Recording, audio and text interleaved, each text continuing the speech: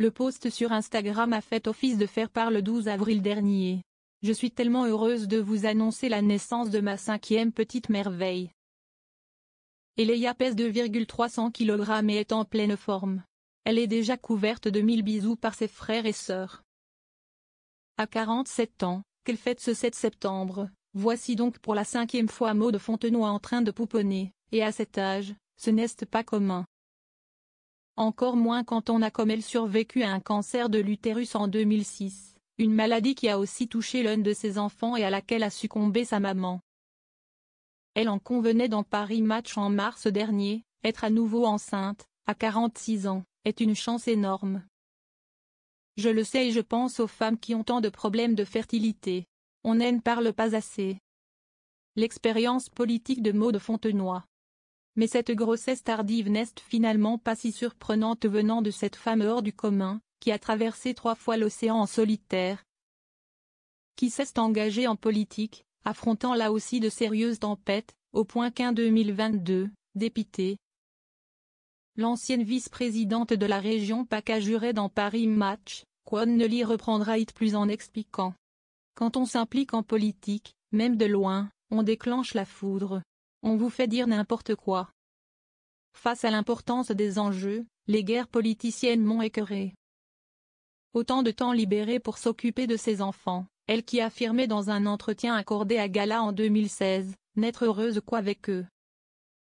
Est-ce une façon pour elle de reproduire le schéma qu'elle a connu dans sa jeunesse, elle qui a été élevée et éduquée par ses parents, la plupart du temps sur un bateau, elle qui n'a poussé les portes d'une école qu'un terminal pour s'asseoir sur des bancs où elle ne s'est pas sentie bien?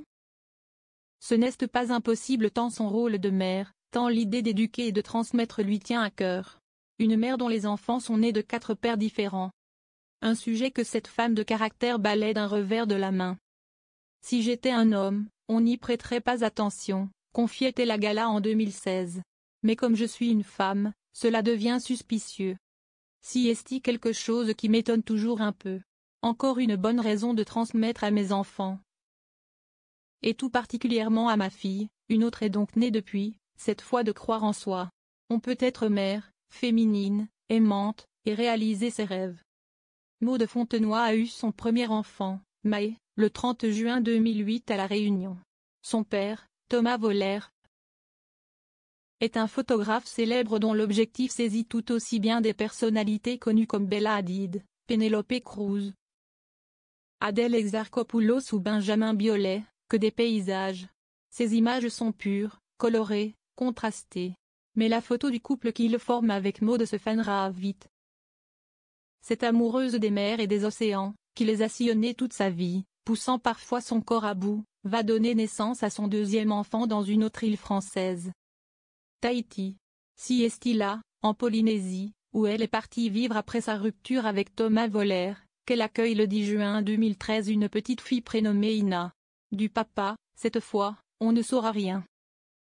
Le père du 3e enfant de Maud Fontenoy, un diable de l'amour selon son ex, Carla Bruni. Ce ne sera pas le cas du suivant. Si au moment de sa grossesse, on ne connaît pas le nom du géniteur, on saura assez vite qui il est. D'abord parce que Raphaël Enthoven est un intellectuel, philosophe, très connu dans les médias. Télé, radio, magazine, il a été longtemps une voix de France Culture avant de prendre le micro sur Europe 1. Il a eu des émissions ou tenu des chroniques sur Arte, LCI, BFM Télévision, ou France 5, dans C'est à vous. Quant à sa plume, il l'a exercée au magazine littéraire, à lire avant d'écrire dans l'Express pour finalement créer, avec Caroline Fourest, l'hebdomadaire Franc-Tireur. Ensuite, parce que la vie sentimentale d'Enthoven, comme sa vie professionnelle, est elle aussi très riche en rebondissements. Après avoir été l'époux de Justine Lévy, la fille de Bernard-Henri Lévy, il s'est mis en couple avec Carla Bruni avec une particularité peu commune là aussi.